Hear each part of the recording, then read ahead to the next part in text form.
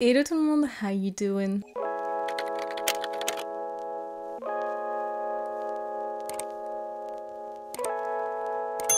Ça fait 9 mois que j'attends d'être en capacité de dire ce que je vais vous dire aujourd'hui. 9 mois, c'est marrant parce que c'est assez symbolique. C'est quand même le temps d'une grossesse. C'est comme si j'avais donné naissance à une nouvelle version de moi. C'est un peu comme un renouveau et un nouveau départ. Si vous vous rappelez bien, il y a plusieurs mois, donc ça fait pas 9 mois que je vous ai fait cette vidéo, mais il y a plusieurs mois, je vous avais fait une première vidéo où je vous avais expliqué un petit peu ma descente aux enfers, ce qui s'était passé, ma rupture qui a été très compliquée et très intense, et je vous avais expliqué un petit peu ce qui s'était passé sans trop rentrer dans les détails. Et après ça, j'ai tout simplement continué ma guérison, mon petit chemin de guérison suite à cette rupture. Alors des ruptures, j'en ai eu dans ma vie, hein. C'était très clairement pas la première fois. Mais cette fois-ci, je pense que ça m'a fait un petit choc. Et c'est là que je suis vraiment rentrée dans un mal-être assez profond. Et je me suis dit que c'était important de vous partager un petit peu mon expérience et de vous expliquer comment j'ai réussi à m'en sortir, comment j'ai réussi à guérir, comment j'ai réussi à remonter la pente. Parce que je reçois beaucoup de messages de ce genre-là assez régulièrement, de jeunes filles, de jeunes femmes qui me demandent comment tu as fait pour aller mieux. Moi, ça va vraiment pas, ça vient de se terminer, je suis au bout de ma vie. Et je comprends ces interrogations, et moi j'aurais eu besoin aussi qu'on me donne les clés dans les mains au moment où ça m'est arrivé. Alors je ne peux pas vous dire que j'ai trouvé la solution miracle parce que je pense que là je serais très très riche. J'ai des petits outils peut-être que je peux vous donner qui vont vous permettre de traverser une rupture un petit peu plus sereinement et plus en paix. Bien entendu, chaque personne est différente, chaque personne va vivre la chose différemment. Il y a des choses qui vont peut-être pas marcher pour vous. Il y en a d'autres qui vont peut-être marcher.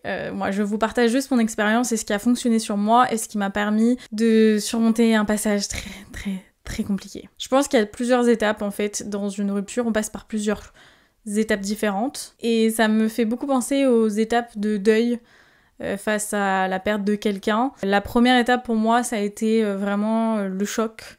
La surprise et l'incompréhension, et je pense qu'on passe un peu toutes par là quand c'est pas nous qui prenons la décision de mettre fin à une rupture, parce que vous allez pas forcément être mal seulement si c'est la personne qui vous quitte, vous pouvez aussi être très très mal si c'est vous qui mettez fin à une relation, je préfère le préciser, mais forcément quand c'est pas nous qui prenons la décision, on a toujours ce moment de choc, de surprise, on sait pas trop ce qui se passe. La première chose qu'on va faire, bien entendu, c'est de se remettre en question. On va se dire mais qu'est-ce que j'ai fait de mal, qu'est-ce qui s'est passé, qu'est-ce que j'ai pas vu, est-ce que j'aurais pu arranger les choses, mais est-ce que si j'avais fait ça, ça serait passé autrement. La réponse que j'aurais à vous donner à cette question, c'est que il n'y a pas de solution. Les choses sont passées parce qu'elles devaient se passer, peu importe ce que vous auriez fait, ça n'aurait pas forcément changé la situation, et je sais que parfois c'est beaucoup plus facile de s'en vouloir à soi-même qu'aux autres, parce que s'en vouloir à soi-même, alors moi je dis toujours ça et on me dit non, c'est l'inverse.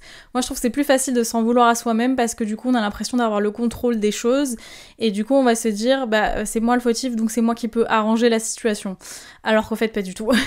À savoir, dans une relation, quand une relation se termine et quand une relation n'aboutit pas, voilà, quand ça se termine, c'est pas forcément la faute que d'une personne. D'ailleurs très souvent on dit que c'est la faute des deux, parce qu'une relation c'est un ensemble de deux personnes.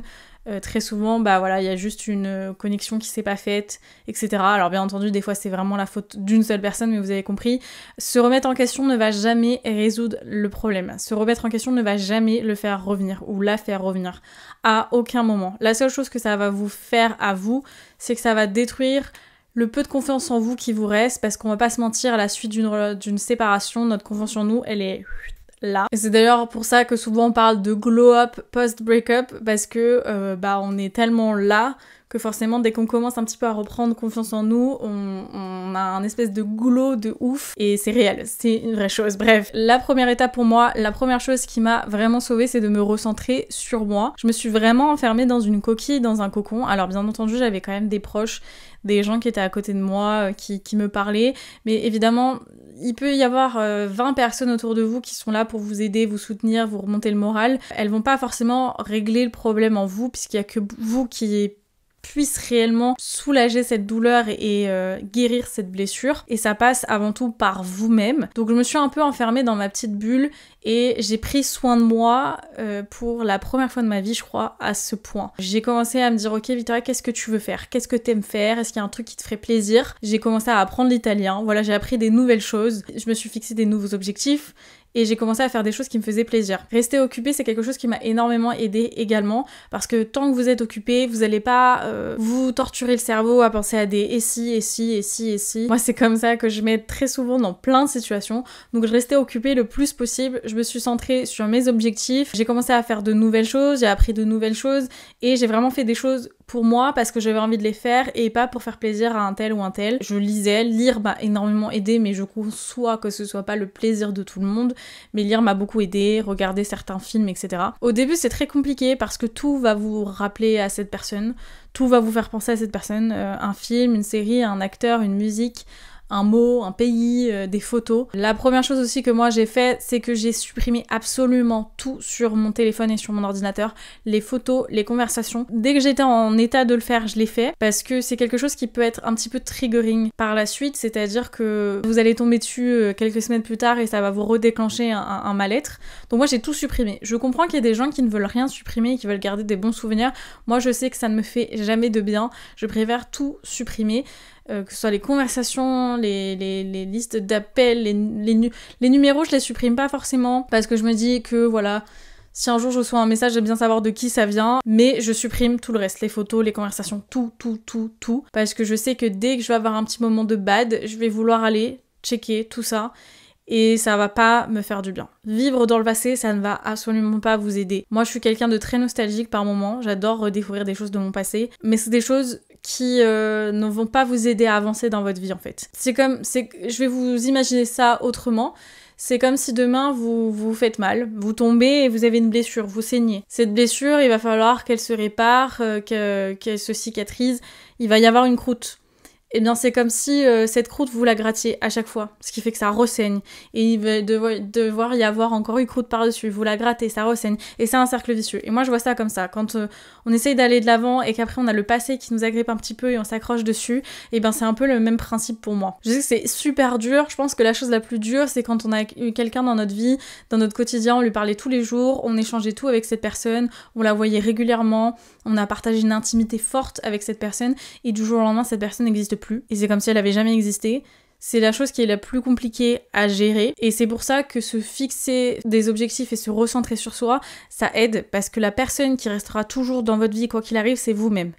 C'est une pensée que je garde toujours en tête. J'aime énormément les gens qui sont près de moi, et Dieu seul sait que j'en ai pas énormément parce que bah voilà, je suis pas du genre à avoir 40 personnes autour de moi, je préfère un cercle restreint.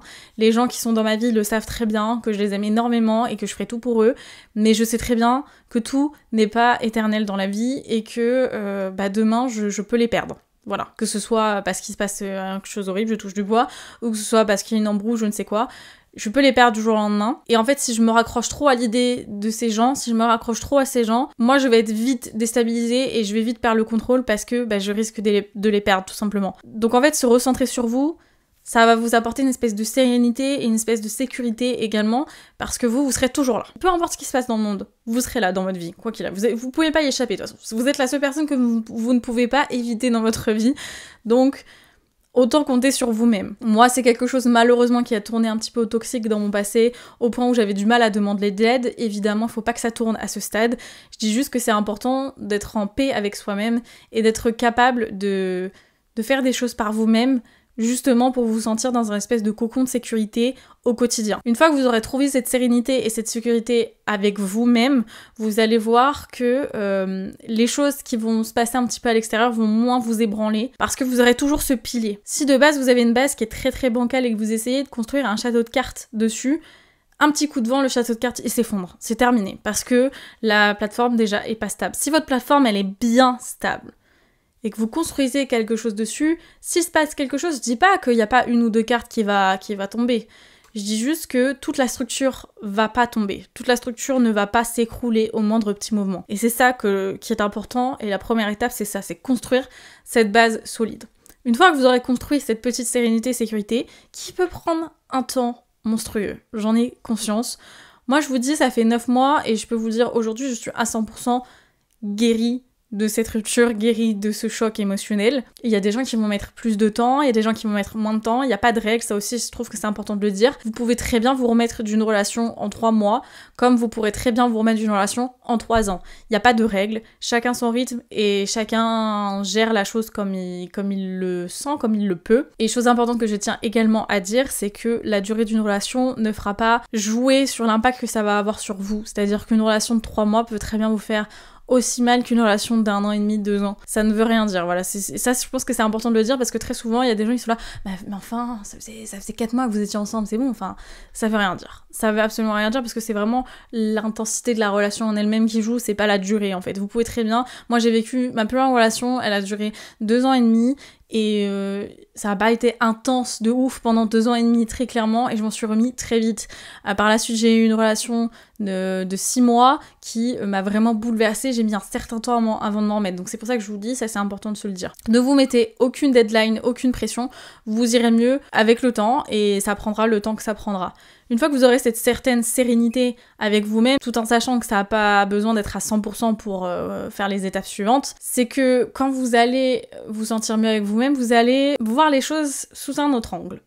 Vous allez commencer à voir que la personne avec qui vous avez passé cette relation, peut-être, n'était pas si parfaite que ça. Parce que petit à petit, vous allez enlever les filtres que vous avez sur les yeux. Ça prend du temps. Mais il y a des moments où vous êtes là, oh là là, mais qu'est-ce qu'il était génial, et on faisait ça ensemble, c'était trop bien.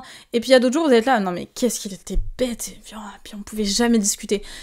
Ça va être un peu crescendo, donc vous allez être un peu en up and down tout le temps, c'est-à-dire qu'il y a des jours où vous allez être vraiment super confiante et vous êtes là, non mais de toute façon j'ai jamais besoin de lui ou j'ai jamais besoin d'elle, et puis la semaine d'après ça va être là, mais mon dieu, je suis toute seule, je suis tout seul, je resterai tout seul toute ma vie, et ça va être, va falloir réussir à passer un peu c'est up and down le plus tranquillement possible, parce que ça c'est vraiment l'étape la plus chiante. Il y a des jours vraiment, moi j'étais au top du top, et puis le lendemain j'étais une merde, vraiment je pleurais, j'étais au bout de ma vie. Moi ce qui m'a aidé aussi, et ce que je conseillais pas du tout de faire dès le début, je vous dirais d'attendre quand même un petit temps, c'est de parler à d'autres gens, voilà, de faire des rencontres.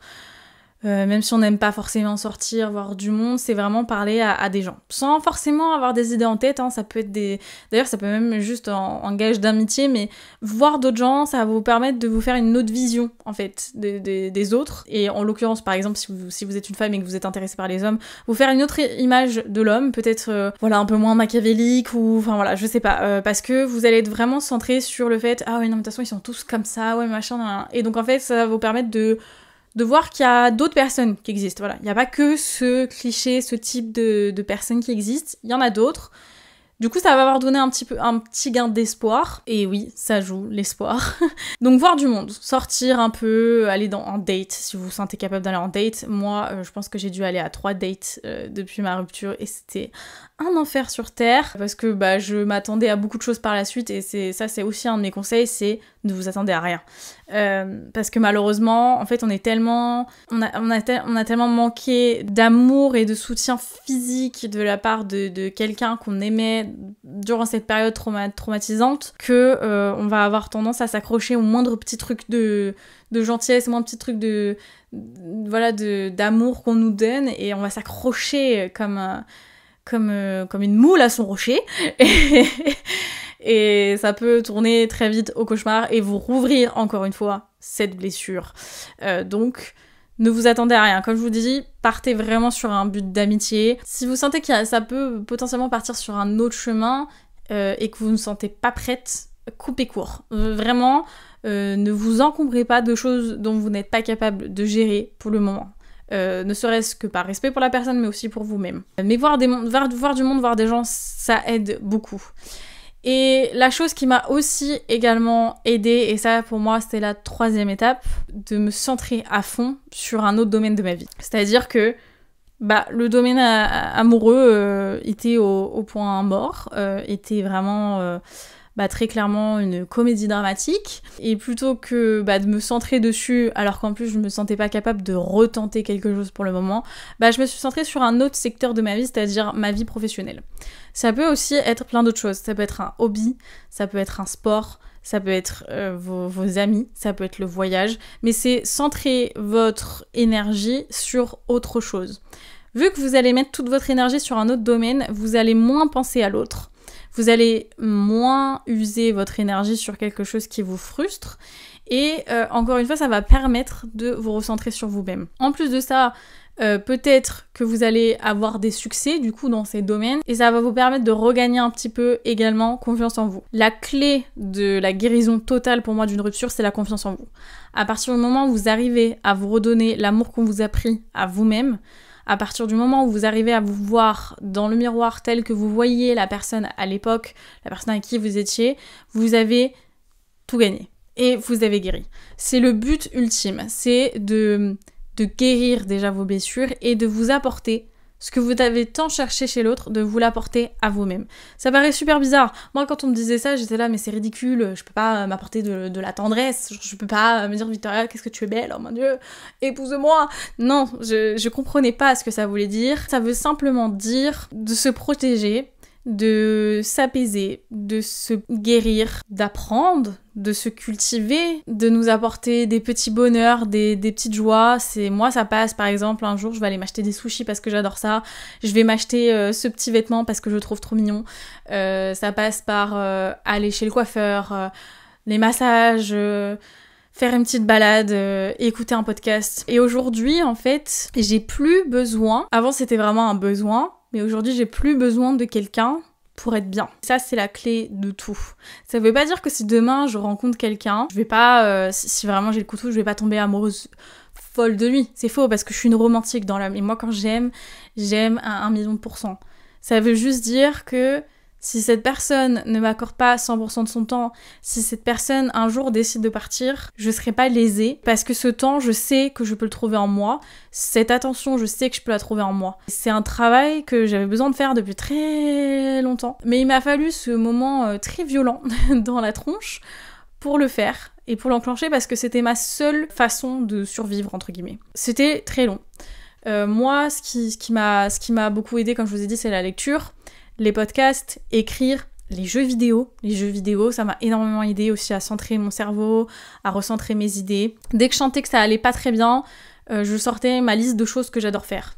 Comme je vous dis, manger un fast-food ou manger des sushis, aller me balader, acheter des livres, lire, regarder ma série préférée. Je pense qu'on a tous une liste de choses comme ça qui nous font du bien au cœur et à l'âme. Et cette liste-là, elle va vous permettre de vous sortir de plein de moments compliqués. Voyager aussi m'a beaucoup aidé.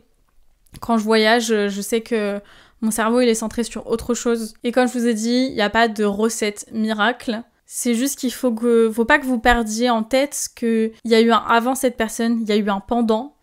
Et il y a aussi un après. Et que si vous avez pu vivre votre vie jusqu'à présent sans cette personne, vous êtes très bien capable de continuer votre vie sans cette personne. Et je pense que très souvent, on perd ça de vue parce que on s'est trop habitué à la vie qu'on avait avec cette personne qu'on oublie en fait comment était notre vie avant. Notre vie, elle était aussi bien avant. Elle était pas mal. Ça veut dire que notre vie après, elle peut être encore mieux parce que maintenant on a l'expérience, maintenant on grandit, on évolue. Il faut essayer de recentrer sa vision sur ça. Et bien sûr que ça fait mal. Bien sûr qu'on a tous besoin d'amour et qu'on aime tous l'amour. Qui n'aime pas l'amour ? Dans le fond, ceux qui n'aiment pas l'amour sont des gens qui ont été blessés par l'amour, mais on aime tous l'amour. Et que ce soit d'ailleurs de l'amour amical, amoureux, familial, ça reste un des ingrédients pour moi les plus importants de la vie, parce qu'en plus de ça, moi je considère qu'on n'est pas fait pour être seul tout le temps, mais ça veut aussi dire que cet amour, vous pouvez le trouver ailleurs, vous pouvez le trouver en vous pouvez le trouver dans vos amis. Je suis bien entendu passée par une phase de toute façon je restais toute seule toute ma vie et je trouverai jamais personne, surtout avec le temps qui passe, me dire ah Victoria t'as loupé le coche, Victoria tu arrives en retard à la gare et pour une fois le train n'était pas en retard et tu as loupé le train, c'est tout. Pour le moment c'est avéré, mais qui ne vous dit pas que dans 6 mois, 1 an, 3 ans, 10 ans, je vous ferai une vidéo en vous disant j'ai trouvé l'âme de ma vie. On ne sait pas, mais aujourd'hui, la différence est que je ne l'attends pas et la différence est que je vis ma vie et que s'il arrive en cours de ma vie, tant mieux. J'attends pas qu'il arrive, je marche. Et c'est peut-être en marchant comme ça justement que vous allez aller à la rencontre de la personne qui vous rendra réellement heureux ou heureuse. C'est pas en attendant comme ça un feu, votre feu piéton, qu'une voiture s'arrête pour vous laisser passer que vous allez avancer. Parce qu'évidemment, souvent quand c'est comme ça, on rencontre des gens qui sont peut-être pas faits pour nous. Eux aussi, ils attendent de passer, ils attendent aussi la bonne personne et puis vous êtes au même endroit. C'est pas les bonnes personnes celles-là. Donc la clé c'est de vous dire que l'amour et les relations c'est pas la clé de votre bonheur. La clé de votre bonheur c'est vous. La clé de votre bonheur c'est votre apaisement, c'est vous, vos envies, vos ambitions, vos projets. La personne qui rentrera dans votre vie, elle aura une place. C'est pas pour autant qu'elle aura pas de place, hein. Vous pouvez très bien être bien seul et quand même avoir une place pour quelqu'un d'autre. Ça voudra juste dire que quand elle arrivera ce sera d'autant mieux. Ça a été très long pour arriver aujourd'hui à vous dire ça, je pensais pas que j'y arriverais, comme quoi c'est possible, parce que si vous avez vu dans quel état j'étais en novembre 2021, c'était pas gagné. Et aujourd'hui surtout, non seulement je l'ai dit, mais j'y crois, et je suis bien avec moi-même, j'adore ce que je fais, je suis bien.